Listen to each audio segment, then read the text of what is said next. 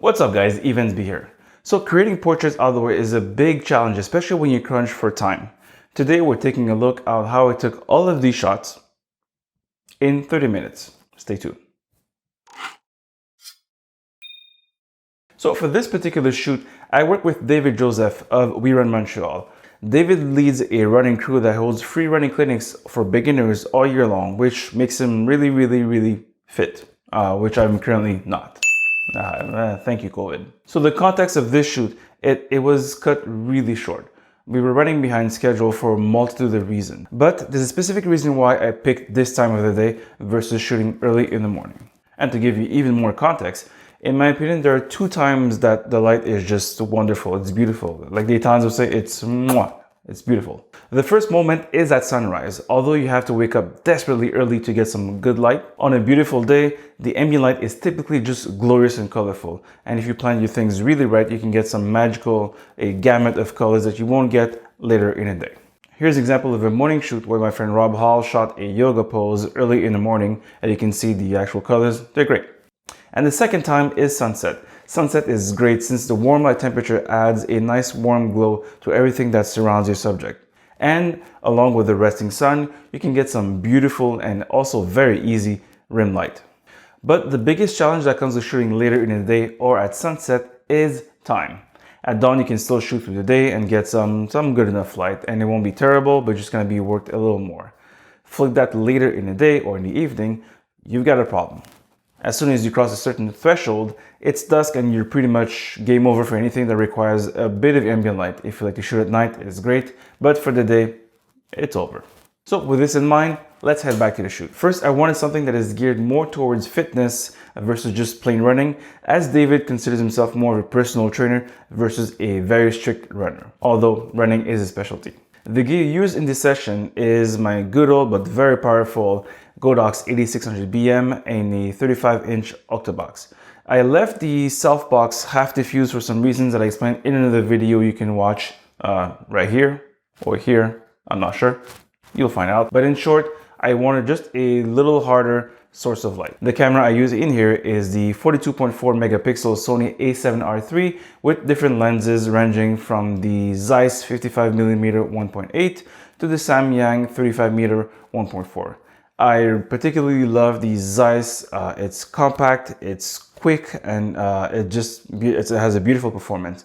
And also the bokeh, if ever you get it right sometimes, it's just out of this world beautiful. So after very politely asking people to get out of my frame, we started shooting. We started on the dip bars, and the dip bars, if ever you do some fitness, they're fun because they allow the athlete to get a really good pump and look really more muscular, or as we say in the industry, jacked. I use flash here, but honestly, I could have easily gotten away without using anything, and I'll show you the examples of with and without flash, and you see it's very tiny.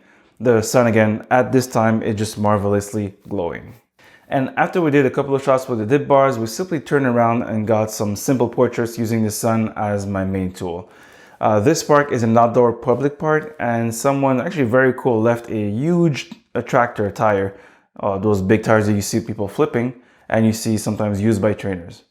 And I thought it would be a great prop to use with the sun and do some cool poses with David. So in these photos that I'll post here, you can see that I use both flash and no flash to create some silhouettes. The trick here is to silhouette, so you can basically have a frame that's already silhouetted, and then you fill in with the 8600 or whatever you like you're currently using. And if you find yourself in a bind, it's always a great technique to have if ever you want just a slightly more diverse portfolio. And I also spoke about this technique in a video that you'll see here or there, somewhere.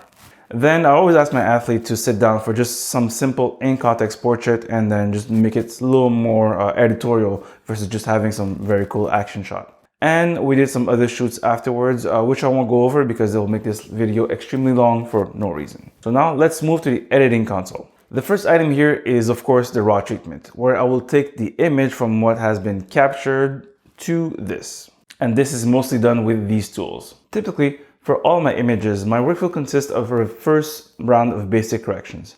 I clean up the backgrounds first, since they're typically very distracting whenever I'm editing and I can't get my brains to just disconnect from it. After the background has been cleaned, I move on to the skin. And when things get really serious, we pull out the matrix stuff. What is he doing? He's beginning to believe. So the matrix stuff is typically or simply frequency separation 2.0, which I've used extensively in the past. Frequency separation or FS 2.0 is really great at getting the exact level of retouching that requires for skin and hair. After that, we applied some dodge and burn goodness to the image to remove some imperfections or certain corrections that are just not worth it to do with FS 2.0.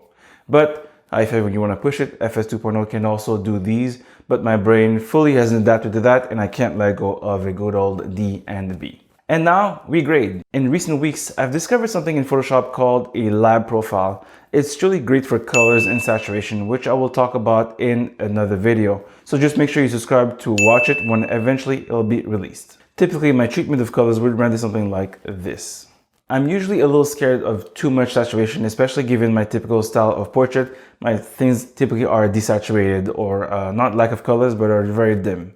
But lab profile seems to be helping me a lot to just think outside and bridge that gap of having more colors and more saturation.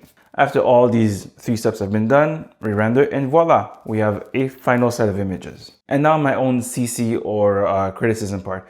Now, I wish I had removed some distracting elements from the photos that you've seen. A good example of this is the bottle that if ever you take a look at it, then it makes sense if ever you look into context, right? You look at one photo and then the other photo. But by itself, it doesn't really make sense alone. But all in all, for something that is done ultra quick, we had to set up, had a light, it isn't so bad. I just want to give a huge shout out to Andy, who has been filming the behind the scenes. You can find his Instagram here. He helped me a lot to film this, and it's great to have some kind of footage that is not really a still camera planted in the ground. So if ever you liked it, let me know and I'll be sure to actually include more into more shoots that I have, and I'll be sure to work with him again. Also, of course, I want to give a big thank you to David for participating in this shoot. It's been great to work with athletes again after I stopped for a few months to do some other type of works, and also because of COVID, of course. If you want to check him out, you can find his links here to join his running crew. Again, it's free for beginners. Now the gym calls me, I think. So I am testing this new format called From A to Z, and let me know if you do like it, or actually that format helped you understand how I process things from A to Z. And if so, please let me know in the comments below and subscribe to see more of those. If ever you like them, I'll be sure to post more of these. So that's it for this video. I hope you enjoyed this. You can find me on Instagram and on YouTube, of course. And I will, of course, catch you in the next video. And as always, happy shooting and good luck. Cheers.